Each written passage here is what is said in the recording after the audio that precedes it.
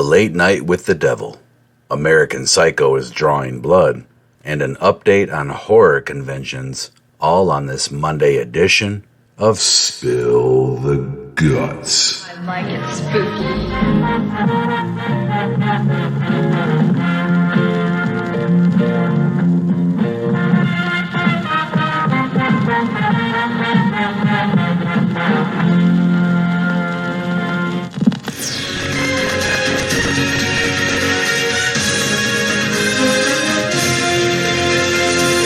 Hello and welcome to the start of another week. My name is Clint, and for me, this Monday is a bittersweet one. As of this reporting, I am just home from a thrilling 3-day weekend at Motor City Nightmares in Novi, Michigan, and the reality of a normal as life can be for me, week is starting to set in. But alas, there is light at the end of the tunnel, for not only does a new feature episode of the I Like It Spooky Horror podcast drop this week, but the boys and I will be back at it this coming weekend at the Flashback Weekend Horror Convention in Chicago. More on all of that to come, but first, today is Monday, July 31st, and this just in. First story of the day comes from iHorror.com, who reports that the new film Late Night with the Devil features David Dastmalchian as a 1970s talk show host. It completely surprised us to find out that actor David Dastmalchian landed a role in Christopher Nolan's Oppenheimer. While totally unexpected and well-deserved, it also was a reminder of a very awesome horror movie that premiered at SXSW titled Late Night with the Devil. In the film, Dastmalchian plays the role of a talk show host in the 70s who decides he is going to perform a live exorcism on Halloween during his late-night show. As the film moves on, we discover that Dastmalchian has other ties to the darker, cultier side of things. All in all, the possession makes for a night of TV unlike anyone has ever seen before. The synopsis for Late Night with the Devil goes like this. In the 70s and 80s, there was something slightly dangerous about late-night TV. Talk shows in particular were a window into a strange side of the adult world. We thought combining that charged, live-to-air atmosphere with the supernatural could make for a uniquely frightening film experience. We had a chance to check this one out and really loved the overall vibe of the film and its ability to still be original in today's age.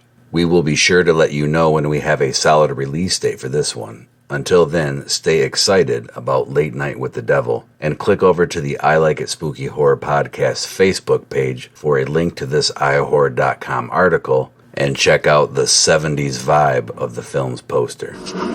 In another story from iHorror.com, American Psycho is drawing blood in a new comic book. According to Deadline, the 2000s dark comedy American Psycho is getting the comic book treatment. Publisher Sumerian out of LA is planning a 4-issue arc that uses the likeness of Christian Bale, who played the killer Patrick Bateman in the film. The series will hit your favorite comic book seller later this year. The story, according to the Deadline article, is set in the American Psycho universe, but showcases a retelling of the movie's plot from a different perspective. It will also introduce an original arc with surprising connections to the past. A new character named Charlie, Charlene Carruthers, is described as a media-obsessed millennial who goes on a downward spiral filled with violence. And drug-fueled partying leads to bloodshed as Charlie leaves a trail of bodies on her way to discovering the truth about her dark nature. The first issue will be released in-store and online on October 11th, and you don't want to be a square and miss it, even though Patrick Bateman thinks it's hip to be square. In '87, Huey released this, 4, their most accomplished album. I think their undisputed masterpiece is Hip to Be Square. A song so catchy, most people probably don't listen to the lyrics, but they should, because it's not just about the pleasures of conformity and the importance of trends, it's also a personal statement about the band itself. Hey, Paul! It's hip to be square. It's hip to be square. And it's time to pause for station identification from a group of psychotic, square, yet hip individuals, our podcast network, the PFPN.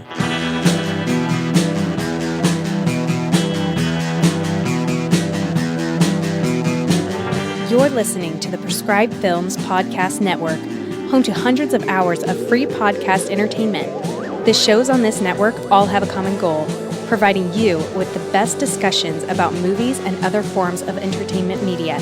The PFPN hopes to fill your earholes with audio joy. Visit our website with links to all the other amazing shows at www.thepfpn.com. Thanks for listening.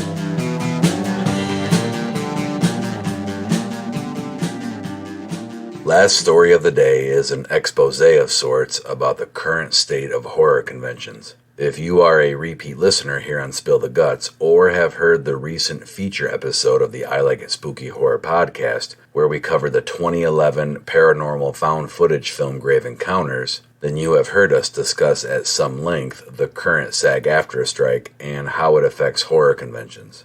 Although murky in the beginning, the general consensus came to be that for the most part, cons would be relatively unchanged. The effect of the current questionable flux of the economy has also been a concern of mine.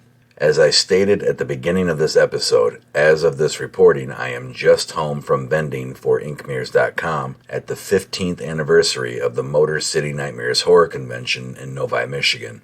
Perhaps you noticed my voice is a little more Johnny Cash than normal. I talked a lot. I am happy to report that, albeit all cons are different no matter what is going on, attendance and attendees' willingness to financially support their favorite celebrities and vendors was in full swing in Detroit. I personally had the largest grossing weekend to date, and in addition, the autographs, photo ops, panels, discussions, and conversations were business as usual. I fully intended to record an audio report from the convention for this newscast, but had zero time due to the consistent interactions with fellow fans. So you'll just have to take my word for it. The horror con circuit is going on in spite of, while in cooperation with, the rules of the current Screen Actors Guild strike.